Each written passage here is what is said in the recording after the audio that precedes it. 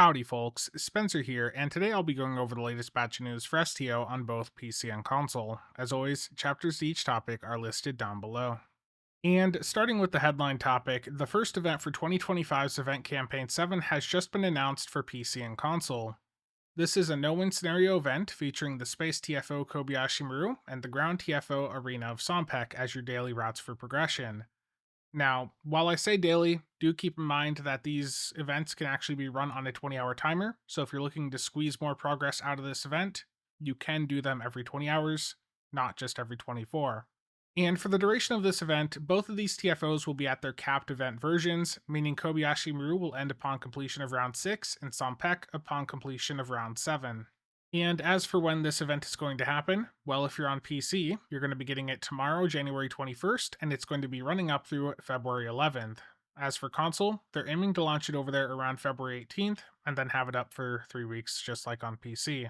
Rewards wise, for participating in 14 of the 21 days of this No Win Scenario event, you will receive 25,000 dilithium ore and 3 featured TFO reward boxes on the character claiming the event. And then you'll get the Tier 4 Merchantman Freighter account wide. Now, Merchantman freighters are not designed as combat vessels. They come with minimal armaments designed only to ward off pirates and other would-be threats. And heading over to the stats, you can really see that. This has a hull modifier of 1.1, shield modifier of 0.9, a weapon setup of 3 forward, 2 aft.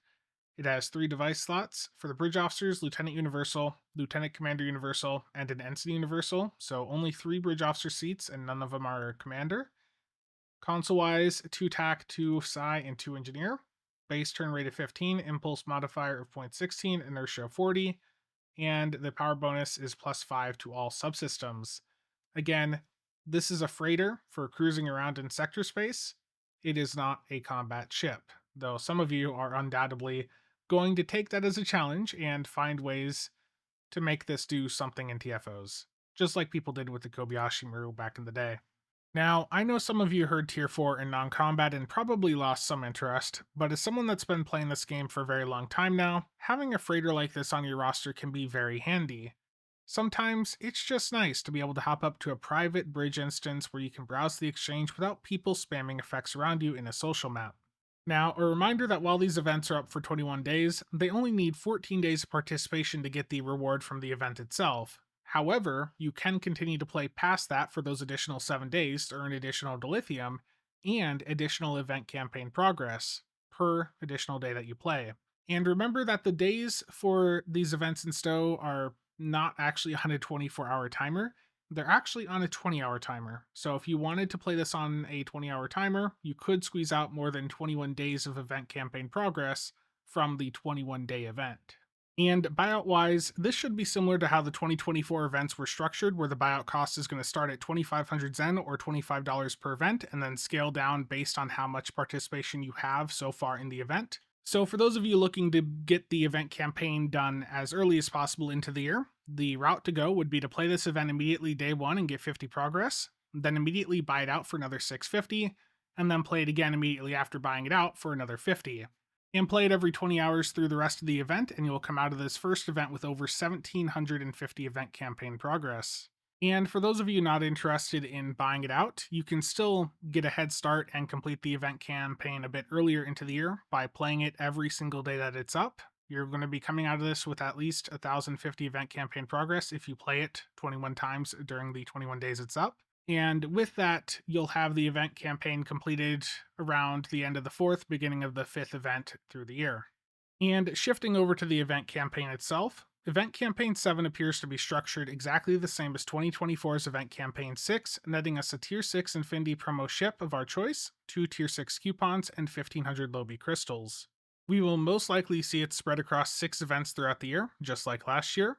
And the wording on the T6 Infinity promo box has caused some confusion and made some worry that this is only going to be promotional to your ships, but that is the exact same wording that they used last year, and that box did include both lockbox and promotional ships as options in the box. And when it comes to the event campaign, remember that it can be completed fully for free just by participating in enough events throughout the year, but as I just discussed in the prior topic, there are both free and paid methods to speed it up and complete it earlier into the year, if you want the rewards faster. Next up is the start of a Klingon recruitment event on PC tomorrow, January 21st. For console players, I'm guessing this will show up over there alongside the first 2025 event Campaign 7 event, which they aim to have over there around February 18th. Now, this is purely a rerun of this event. There are no new rewards or tasks as far as I can see. Still, this is a great event to take advantage of, especially if you're looking to speed up your endeavors. These KDF recruits have tasks that net a permanent account-wide Endeavor XP bonus, and some that directly give you Endeavor perk points. In addition, you're going to be getting a free Tier 6 ship account-wide after playing just a few story missions on the recruit. This is the Tier 6 Amchala Raider.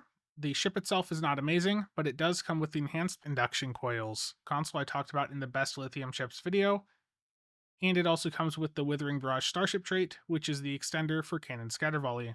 If you don't have a Klingon recruit already, make sure to take advantage of this event, because the next opportunity you're going to have is going to be in the beginning of 2026. And next up, for those of you over on console, there's going to be a bonus to lithium event starting up tomorrow, January 21st, running through the 25th. And with this is 100% bonus to any of the lithium you get from the asteroid or the fleet Dil mine, and then 50% bonus to pretty much everything else in the game. And alongside this, they're also doing a 20% sale on ships that you can pick up with dilithium over at the shipyard. So if you're curious about what the best options there are, I do have a video going over the best lithium ships, which I'll have linked down below. And the final topic for today is the second part of the title, which is that it is beginning to seem like the 15th anniversary has been delayed. Both the Klingon recruitment and first event campaign events have started near the end of the anniversary event for the past couple of years, but that clearly is not the case this time around. With both of these events starting tomorrow, I now believe that the 15th anniversary has been delayed on PC until around the middle of February. Basically, they seem to have just swapped the order of these events this year. There's no communication from Deca or Cryptic to confirm or deny this, but these events starting up this early into the year does point towards a delay. And if this is the case, I hope that we at least have an announcement or some sort of communication about it before the end of the month, because a lot of people have been expecting this anniversary event to start up around the end of January, just like we've seen for the past couple of years. And that's going to be it for today.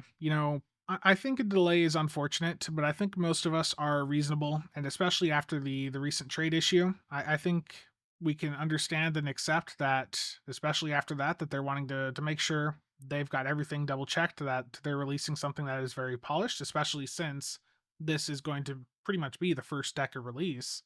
They're going to want to make sure it looks really polished and is well received by the player base. And I'm fine with that delay. It's just the lack of communication. Just give us some sort of timetable. You don't even have to give us a specific date.